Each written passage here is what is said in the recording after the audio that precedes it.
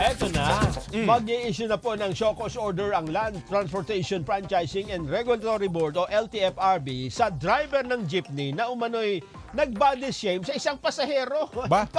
May ganyan pa. Ang pasahero po ay nagsampa ng reklamo sa LTFRB para turuan daw ng leksyon itong driver. Pinagbayaran umano ng doble, Oh.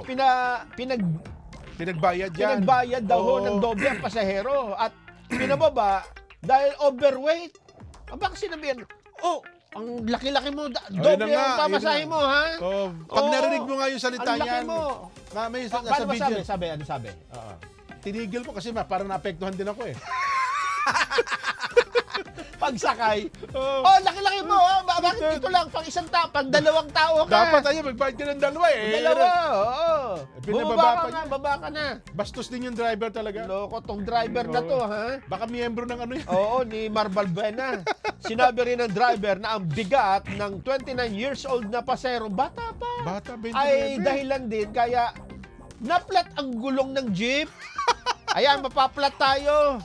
Dahil ikaw ang dahilan, no? Sumakay ka kasi taba-taba mo. Ganun Naku siguro. po. Nakol naman. Masyadong, Masakit man magsalita Oo. itong driver. Nag-issue na po ng show cause order ang LTFRB sa operator ng jeep para magpaliwanag. Maharap po sa kasong discrimination, lack of courtesy at overcharging. Ito pong driver, matanda na pala yung driver. Kasi ang labanan dyan, hindi naman ho yan timbang eh. Per head pong Oo, ang bayad. Yun nga. At kahit na gano'n, wag mo sabihang mataba, di ba? Ay, kung gusto niyo po, maglagay kayo ng kiluhan bago sa ng jeep ninyo. Bawat lagay dito, ang pamasahe dito ay per kilo.